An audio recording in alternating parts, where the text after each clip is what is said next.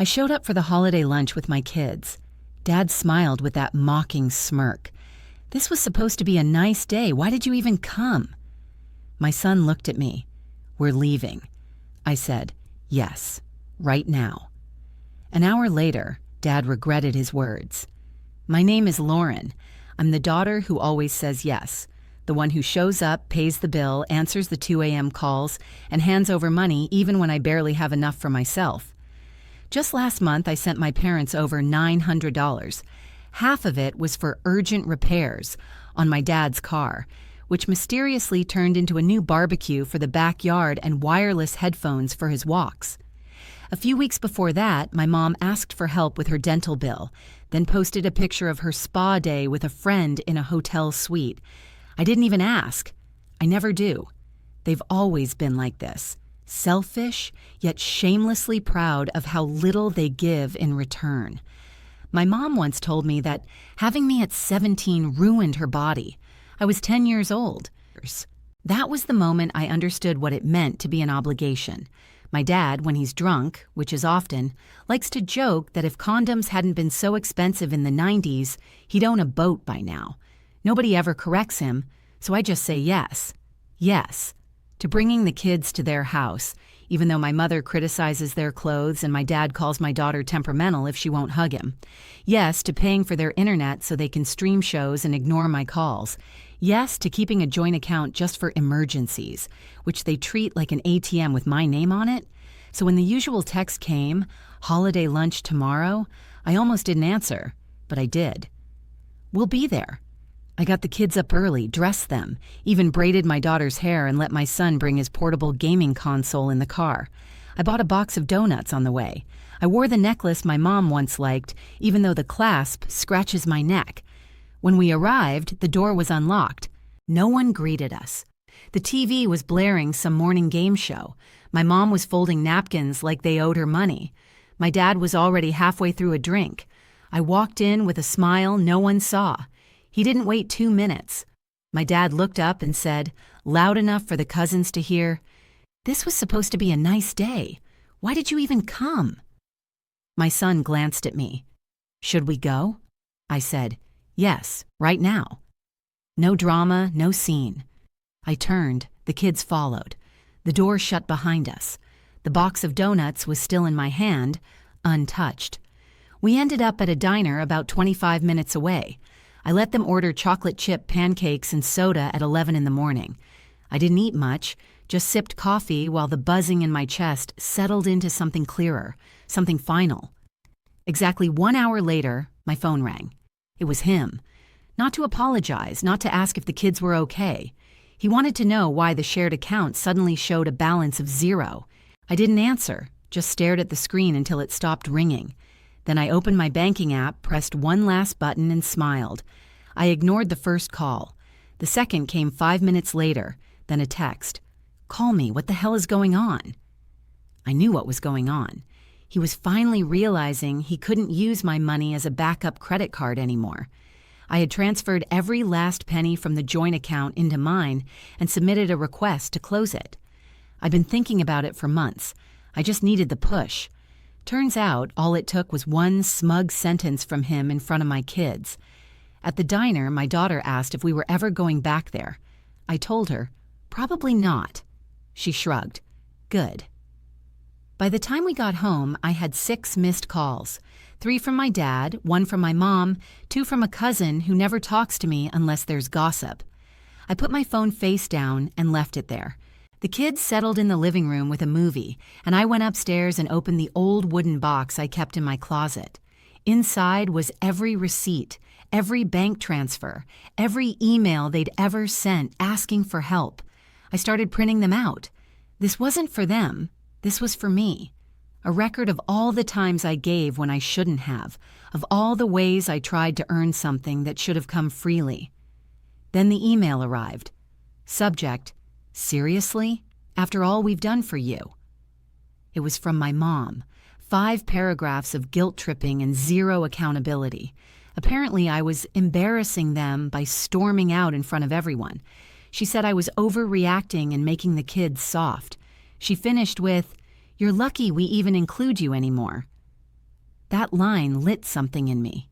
I clicked reply, and for once, I didn't hold back. I told her how I remembered being 11 and hearing her tell my aunt I was never supposed to have been born, how she told me to hide my second pregnancy from her friends because she didn't want people thinking I was irresponsible, how she let my dad call me lazy and useless after I got laid off, even while I was still paying their phone bill. I typed, and I hit send before I could talk myself out of it. 20 minutes later, my dad called again. This time, I answered. He didn't even say hello. He just launched into how I embarrassed him, how everyone at the lunch thought I was being dramatic. He told me I'd better fix the account before their payments started bouncing. I said, no. He went quiet. I reminded him that he once said I'd never amount to anything because I got pregnant at 19, that when I graduated from community college with honors, he didn't show up because he said it wasn't a real school. I told him I was done letting people who don't respect me live off of me. Then I hung up. My hands were shaking, but it felt right. Downstairs, my aunt called, the one who always watched from the sidelines. She said she heard what happened and wanted me to know she was proud of me, that she'd been waiting years for me to cut the cord. Then she said, "Let me tell you what your mother has been saying about you behind your back." I shut my bedroom door and sat on the floor as my aunt talked. She held nothing back. She said my mom had been telling people for years that I was always asking for help, that I was bad with money and couldn't keep a man, that I used my kids for pity, that I'd be lost without them. I laughed out loud at that part. Lost without the two people who never showed up to my baby showers, who forgot my birthday 2 years in a row, who made me take my Christmas leftovers home in a plastic grocery bag, while my cousin left with an aluminum tray the size of a suitcase. My aunt continued. She told me the reason the family always seemed distant, why no one checked on me after my divorce, why people avoided inviting me to gatherings, was because of them. My mom had been painting me as unstable, too sensitive, difficult to deal with.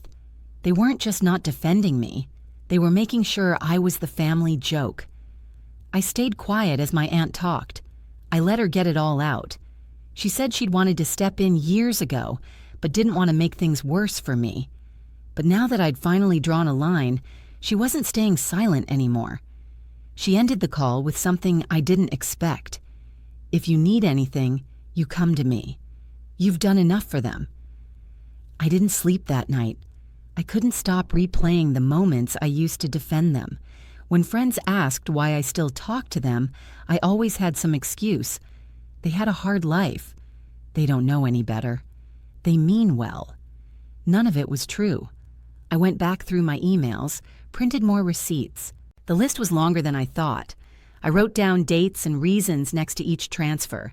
Dad's insurance deductible, weekend at the casino, Mom's medicine money, new designer bag she posted a week later, birthday gift from my cousin she forgot to buy.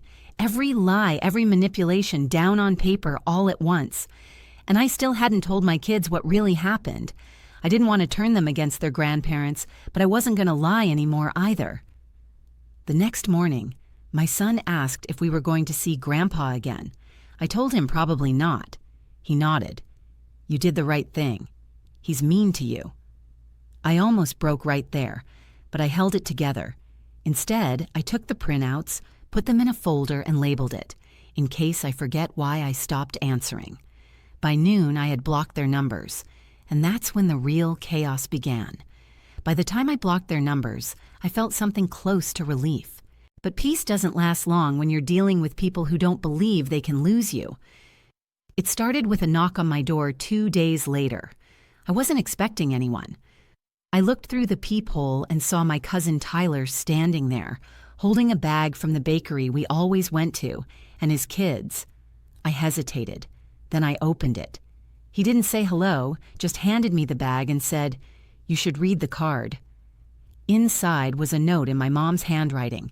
She didn't sign it, just wrote, "This is what happens when you turn your back on family. You can't come back." It wasn't an apology. It wasn't even a threat. It was a declaration, as if I was the one who walked away from something good, as if I was the one who broke the rules. I looked at Tyler and asked if he agreed with her. He didn't answer, just said he was told to drop it off. Then he asked if I would unfreeze the account because I was in some kind of phase, like I was throwing a tantrum. I didn't argue. I told him goodbye, shut the door, and threw the entire bag in the trash. An hour later, I got a call. Not from a blocked number, but from my bank. My dad had tried to log in using my old credentials. When he failed the security verification, he called the bank, pretending to be me. He said his daughter was busy and needed help with the joint account. He gave my social security number, my date of birth. They flagged it as suspicious and temporarily froze everything for my protection. I was stunned. I hadn't expected him to go this far. Then I remembered I'd sent him a picture of my license years ago when he needed my ID for some notarized document. He'd kept it. The betrayal had layers I hadn't even reached yet. I went to the bank in person, explained everything, showed them the folder with the printed evidence. The woman helping me blinked a few times and said quietly, "You should think about getting legal protection." I didn't want to believe it was that serious. Then I got the email from an address I didn't recognize, but the writing was unmistakable. My dad again. He said I'd made the family a laughingstock, that people were asking questions, and I'd better start clearing up the lies. He said if I didn't fix this, he'd tell the rest of the family what kind of mother I really was. That line got to me, not because it scared me, but because it was stupid. My kids were the only people whose opinions mattered, and they knew who I was. They saw me exhausted, working 2 jobs, stretching a box of mac and cheese to last 2 days, putting every dollar toward rent, food, and their clothes. They knew I tried. But it still hurt, the way they twisted things so easily. The next day, my aunt showed up at my house with a manila envelope. She said, "I think it's time you saw something." Inside were printouts, screenshots, photos, texts my mom had sent to various family members over the years. Screenshots of her mocking my job, telling people I chose to be broke, joking that I was addicted to being the victim. Even one message where she implied that maybe I didn't know who my son's real father was. My hands went cold. Then I saw the last picture. It was a photo of my dad grinning, holding a check in his hand, a check I had written to cover his mortgage 2 years ago. The caption read, "When you raise a fool, but it finally pays off." That was the moment something in me broke for good. I sat on the edge of the couch, holding that picture like it was a piece of rotten meat.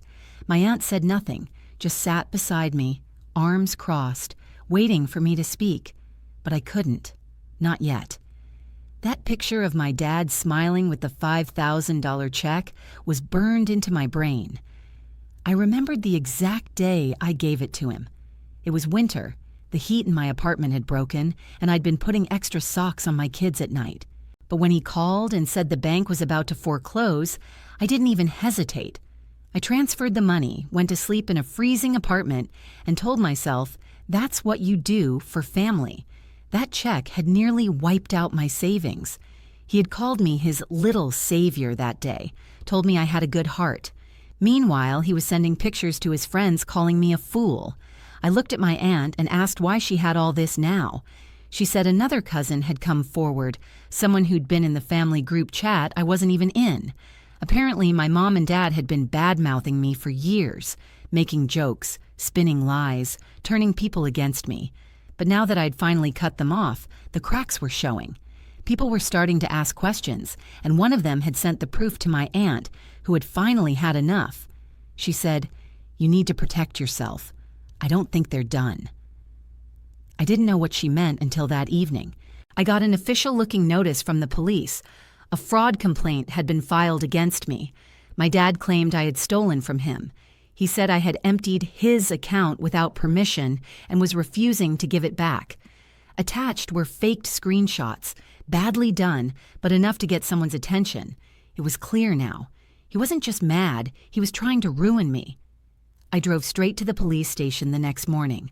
I brought every document, every receipt, every text, and the full timeline of what really happened. The officer I met with raised an eyebrow halfway through and asked, "Do you want to file for a restraining order?" I said, "Yes." It felt bizarre, asking the law to protect me from my own father, but it felt necessary. Later that afternoon, my kids came into the room while I was on hold with the courthouse. My daughter sat next to me and asked why Grandpa was trying to hurt us. I didn't know how to answer, but before I could even try, my son said, "He's just mad you won't give him money anymore." It was shocking to hear it put so plainly by a 10-year-old, but he was right. That's all it ever was. As long as I kept paying, I was useful. The second I stopped, I became the villain. That night, I blocked 5 more numbers. 2 cousins, an old friend of my mom's, someone I didn't even recognize. The smear campaign was clearly in full swing, but I didn't care anymore. I had seen everything I needed to. Then, just when I thought the worst was over, I got a message from someone I hadn't spoken to in nearly a decade. My brother. I hadn't heard from my brother in almost 10 years. He moved out at 17 and never looked back. I used to call him selfish for disappearing. Now I realized he had just been the first one to save himself. The message came through Facebook. All it said was, "Heard what they did. Sorry it took so long. I believe you." I stared at that line for a long time. I didn't even know he was keeping track of what was going on. I barely remembered what his voice sounded like. We messaged back and forth a bit. He told me that everything I was discovering now, he saw years ago. That's why he left. He said the only reason he hadn't reached out sooner was because our dad told him I wanted nothing to do with him, that I blamed him for abandoning the family, a complete lie. "They're experts at turning people against each other," he said. "They tried it with me, too." The pain hit differently now, not just for what they did to me, but for how many years they stole from both of us by keeping us apart, for how they poisoned every relationship that didn't serve them. That night, I added him to my phone again, saved him as Aaron. Not brother, not maybe, just Aaron. And then I did what I should have done years ago. I posted. I didn't get into specifics, didn't name names, but I wrote the truth, that I would no longer support people who disrespected me. That financial abuse is real even when it's family. That loyalty without respect is just slavery in disguise, and that I wasn't going to shrink myself any more to make selfish people comfortable. The response was immediate. Some people unfollowed me. A few sent me private messages with nasty comments, people clearly sent by my parents to stir the pot. But far more reached out with support. Some even shared their own stories. It was like opening a window and realizing the house wasn't empty after all. My aunt called again, said she saw the post and was proud. Then my daughter came into the room holding her sketchbook. She flipped to a page she'd drawn while I was on the phone. It was a drawing of her brother, and me sitting at the diner. Pancakes on the table, everyone smiling. She said, "I like it when it's just us." That's when I knew this wasn't a breakdown. It was a rebuilding. That night, I sat with my kids on the couch, turned off my phone for the first time in weeks, and I promised them, out loud, that I would never again let anyone treat us like we were disposable. Not even family, especially not family. And I kept that promise. The account stayed closed. The number stayed blocked. And my dad, for the first time in his life, learned what it felt like to ask for something and hear the word no. From now on, he would have to get used to the silence.